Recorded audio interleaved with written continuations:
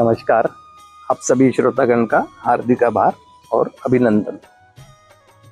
हालांकि इस विषय पे पहले भी मैं चर्चा कर चुका हूँ, लेकिन पुनः जब लोगों के सवाल, कई तरह की जिज्ञासा, कई तरह के भ्रम आते की स्थिति वाले सवाल आते हैं, तो मुझे लगता है कि किसी बात को एक बार में बता देना या एक ही बार कहकर ये सोच लेना कि ये संदेश सभी तक पहुंच जाएगा, या सब तक ये संदेश पहुंच गया, ये जो भ्रम की स्थिति से निकालने वाला जो जवाब है ये पहुंच गया है, तो ये मान के चुप बैठ जाना उचित नहीं है। तो जैसे जैसे समस्या सब ठीक है, जिसको समस्या थी, जिसको ऐसा लगा, जिसका सवाल था उस तक मैसेज पहुंच गया, लेकिन सवाल तो आने वाले समय में किसी का भी हो सकता है। तो इसी कंसेप्ट में आज फिर मैं पुनः चर्चा कर रहा हूँ इस विषय पे। समाज में एक जागरूकता की कमी कहें या सुनी सुनाई बातों पर चलना कहे, एक भ्रम सा बना हुआ है ना कि रिहैबिलिटेशन सेंटर जो होते हैं कोई उचित स्थान नहीं है जहाँ पर एक नशे से पीड़ित व्यक्ति की हर संभव वो मदद की जा सके, जिससे कि उसकी जिंदगी बेहतर हो। और ये वो लोग कह रहे हैं, ये वो लोग चर्चाएं कर रहे हैं इस बारे में जिनका कोई ऐसा अनुभव नहीं है अपने आप से ना, अपने यहाँ से। तो ऐसा कर देने से क्या उनकी समस्या का समाधान हो जा रहा है? नहीं हो रहा है। तो किसी भी विषय पे अगर भ्रम हो या कहें तो ज्ञान ना हो, तो ज्ञान के लिए क्या किया जाता है? हमें उस चीज का एक्सपीरियंस किया जाता है ना। अनुभव के बाद ही तो पता चलता है कि क्या उचित है क्या नहीं है। लेकिन बिना बात के तो ऐसे में कुछ नहीं हो रहा है। नशे से पीड़ित परिवार के सदस्य को मदद से दूरी कर रहे हैं। तो ठीक है, वो अपना व्यक्तिगत विषय होता है, जिसकी जैसी सोच। लेकिन मैं फिर भी कोशिश करता हूँ बताने की, रिहैबिलिटेशन सेंटर क्यों एक उचित स्थान है नशे की समस्या से पीड़ित व्यक्ति की जीवन जीने के लिए, अच्छी मदद करने के लिए, और उसके व्यक्तित्व के विकास में मदद करने के लिए, उसकी जीवन शैली में बदलाव के लिए मदद करने के लिए ना, क्यों उचित स्थान है। सबसे पहली बात तो ये समझें, जिस उद्देश्य के लिए जो चीज बनी होती है उसी से उसका उद्देश्य पूरा होता है। परिवार अब तक नशे से पीड़ित परिवार के सदस्यों को लेकर कभी चिकित्सकीय उपचार यानी डॉक्टर्स की मदद लेना, कभी जादू टोनों का सहारा लेना, है ना, कभी किसी साइकोलॉजिस्ट के मार्गदर्शन में ले जाना, जब वो एक्टिव एडिक्शन में, तभी हो पा रहा है काम, सफलता ही मिल रही है ना। बौद्धिक ज्ञान होने के बाद भी, आर्थिक संपन्नता होने के बाद भी, सारे साधन संसाधन होने के बाद भी, सारी समझ होने के बावजूद भी एक छोटी सी बात नहीं समझ रहे कि जब जिस उद्देश्य के लिए वो चीजें बनी नहीं है तो वो लाभकारी सिद्ध होंगी कैसे? कहते हैं मेडिकल साइंस शरीर की समस्या का उपचार करती है ना। और ये तो नशे की समस्या तो विचार से जन्म लेने वाली समस्या। कोई मेडिसिन है ऐसी जो किसी व्यक्ति को नशे का विचार है और वो मेडिसिन डॉक्टर लिख दे, ये खा लिया करना, विचार मर जाएगा? नहीं है ना। तो कैसे लाभ होगा? किसी तंत्र मंत्र धार्मिक पुस्तक, किसी भी धार्मिक पुस्तकों में कहीं भी एक शब्द भी लिखा है कि ये मंत्र पढ़ लेने से नशे की समस्या का समाधान हो जाएगा? वो तो एक हमारी आस्था और विश्वास का विषय होता है, और एक मानसिक सुकून या कहें तो ईश्वर का आभार व्यक्त करने के लिए हम धार्मिक रीति पद्धतियों का पालन करते हैं, है ना। या एक्टिव एडिक्शन का कोई व्यक्ति जब नशे के प्रभाव में ही है, उस पर साइकोलॉजिस्ट की ओपन काउंसलिंग कोई असर कर जाएगी? पहले तो उसे समस्या से हटाया जाएगा ना, है ना, समस्या से हटाया जाएगा।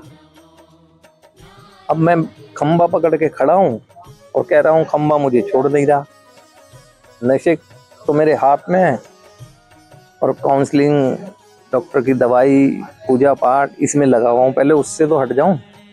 अब रिहैब क्या करता है ये मैं बताता हूँ आपको ना, अगर ज़्यादा बहुत चर्चा को बहुत ज़्यादा विस्तार में ना किया जाए तो ये बताता हूँ।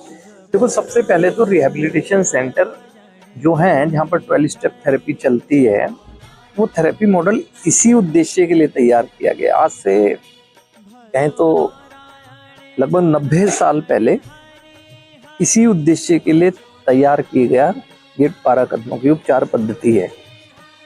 और इसको तैयार करने वाले भी वो लोग थे जो कभी नशे की समस्या से पीड़ित थे। उनमें से जब कुछ लोगों ने अनुभव किया कि एक इच्छा आई और फिर उस इच्छा को इच्छा शक्ति में बदला, तो उन्होंने इच्छा और इच्छा शक्ति के बीच में जो अनुभव किया ना कि क्या क्या करने ऐसा किया उन्होंने, जिसके कारण वो इससे दूर ही होते चले गए और अपनी बेहतर जिंदगी का निर्माण कर पाए।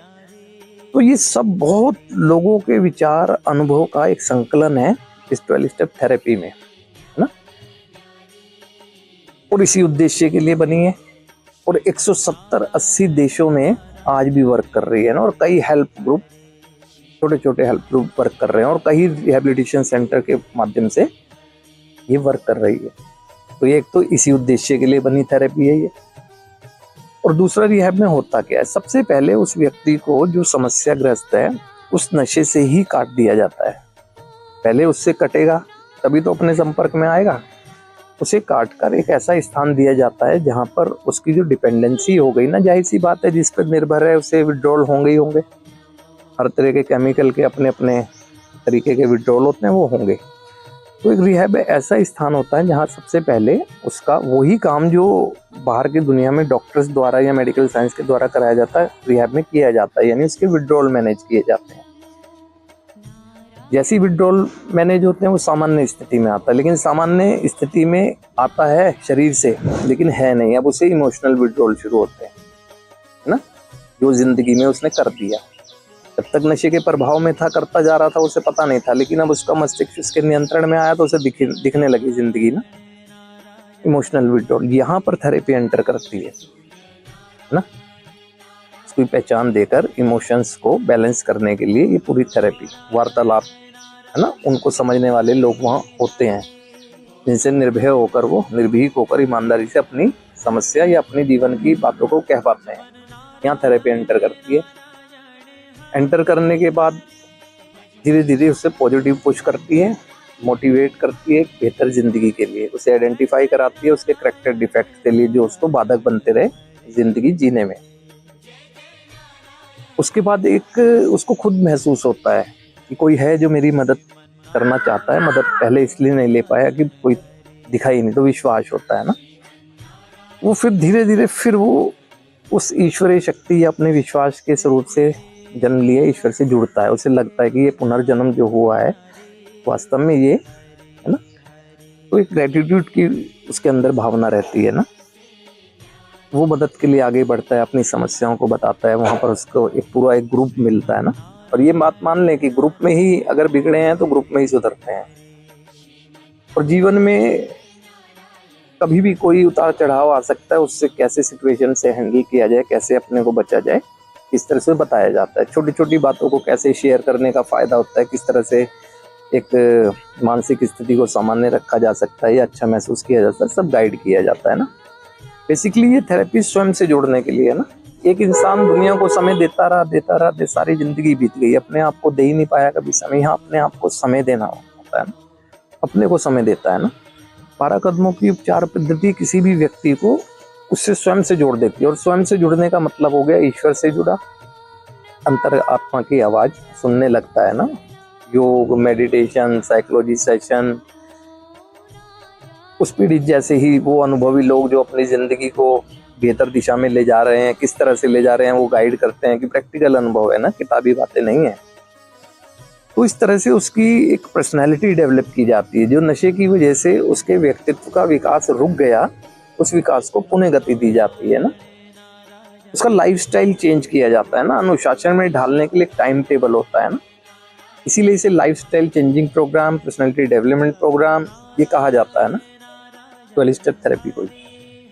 और एक ऐसे इंसान का अपने भीतर से ही वो परिचय करता है जिसकी वो कल्पना भी नहीं कर सकता। तो सेल्फ सेटिस्फाई रहता है और सेल्फ मोटिवेट रहता है ना।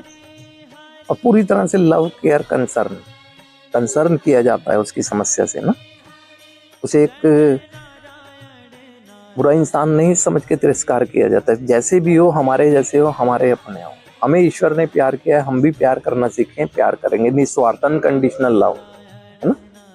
तो ये सारा काम रिहैब में होता है। यही तो वजह है कि मुझ जैसे असंख्य लोग आज जो उनकी समस्या का समाधान बाहर से नहीं हो पाया, इन 12 स्टेप थेरेपी के माध्यम से अपनी जिंदगियों को बेहतर कर रहे हैं।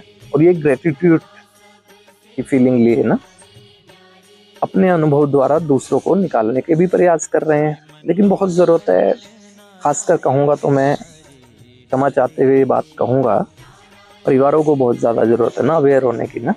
वो तो जाने अनजाने में उसे पता नहीं था, चला गया, उसकी गलत दिशा में जाना परिवार को दिख रहा है। अब कैसे निकाला जाए ये भी तो दिखना चाहिए। कोई स्टेटस सिंबल की वजह से रुका रहता है, कोई छुपाता रहता है समस्या को, है ना।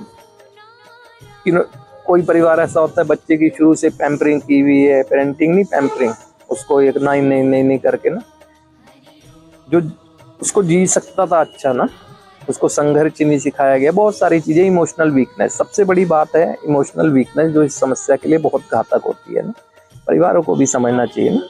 और रिहैबिलिटेशन सेंटर में कुछ नहीं होता है, इस ऐसी बातों से उंगली उठाने से बेहतर है पहले अनुभव कर लिया जाना चाहिए ना, नहीं तो कुछ नहीं होगा। अपने परिवार के सदस्य को मदद से वंचित ही कर देंगे आप ना।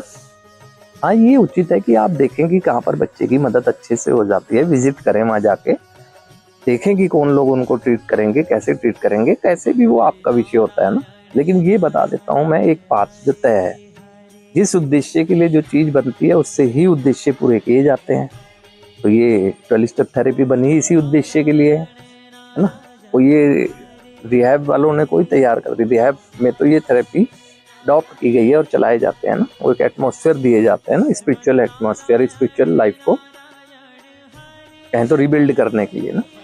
तो इसी तरह के जो भ्रम हो, अच्छी बात है कि आप सवाल लेके आते हैं तो मुझे अवसर मिलता है जवाब देने का। तो आप समझें इस बात को, जागरूक रहें ये कहूँगा, क्योंकि इस समस्या का एक ही समाधान, जागरूकता ही विकल्प।